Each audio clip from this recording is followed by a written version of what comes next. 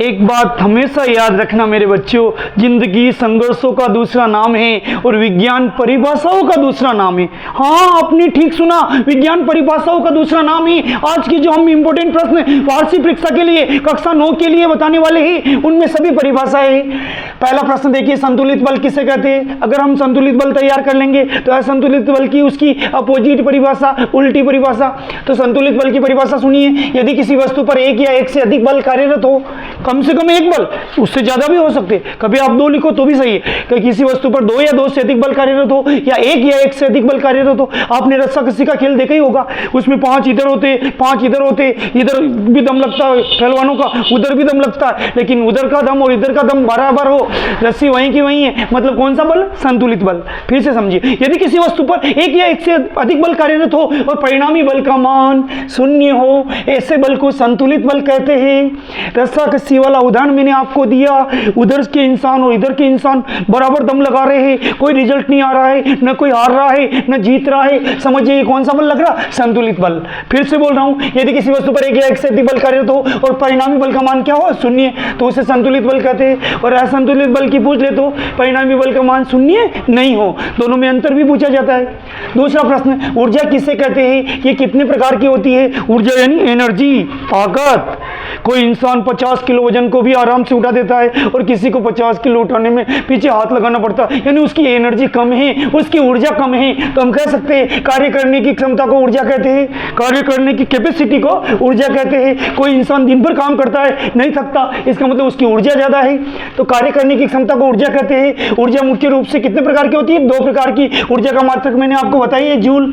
पीछे का इसका जे है, इसके मात्रक में आगे आ गया, तो इसका मात्रक क्या हो गया? जूल। और ऊर्जा मुख्य रूप से 2 प्रकार की होती है, गतिज ऊर्जा और स्थिर ऊर्जा। इनकी परिभाषा है, इनका सूत्र भी याद होना चाहिए, वो आगे के वीडियो में मिलेगा।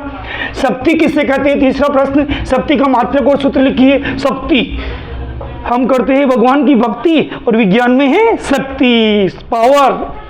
तो कार्य करने की दर को शक्ति कहते हैं। शक्ति का मात्रक वाट है, बाजार में दुकान वालू वाट की है, और शक्ति का मात्रक क्या? वाट। इसका बड़ा मात्रक क्या? किलोवाट। अब ये परिभाषा कैसे बनी? इसके सूत्र से, शक्ति बराबर कार्य बटे हुए समय।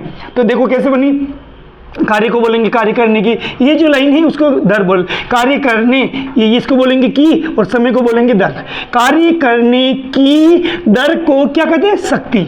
फिर से समझिए परिभाषा कैसे बनी, कार्य करने, और इस लाइन को बोलेंगे की और समय को बोलेंगे दर, क्या कहलाती है? शक्ति। कार्य करने की दर को शक्ति कहते हैं। शक्ति को अंग्रेजी में पावर कहते हैं, तो पी से लिखेंगे। कार्य को अंग्रेजी में वर्क कहते हैं, डब्ल्यू से लिखेंगे। समय को टाइम कहते हैं, तो टी से लिखेंगे। तो इसका सूत्र स्थापित हो गया, पी बराबर डब्ल्यू अपॉन टी। सवाल वाले ने पूछा सूत्र लिखो, तो हमने आराम से लिख लिया, शक्ति बराबर कार्य बटे समय। शक्ति को संकेत है पी, कार्य का संकेत है डब्ल्यू, समय का है टी।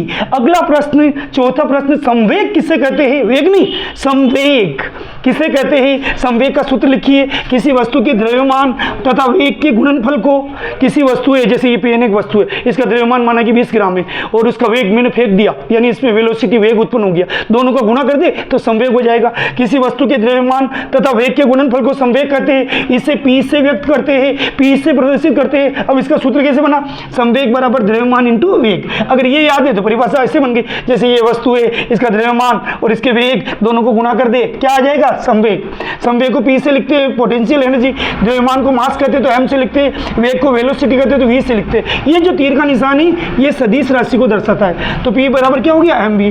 वापिस सुनिए, किसी वस्तु के, ये वस्तु है साहब, इसका द्रव्यमान यानी इसका वजन, और इसको वेग यानी इसको फेंकते, वेग गति, तो इन दोनों को गुणा कर दे तो क्या हो जाता? संवेग। संवेग किसी वस्तु के द्रव्यमान तथा वेग के गुणनफल को संवेग कहते हैं, इसे पी से लिखते हैं। संवेग बराबर द्रव्यमान इंटू वेग, पी बराबर एम इंटू वी। ये परिभाषा है, बहुत इंपॉर्टेंट है।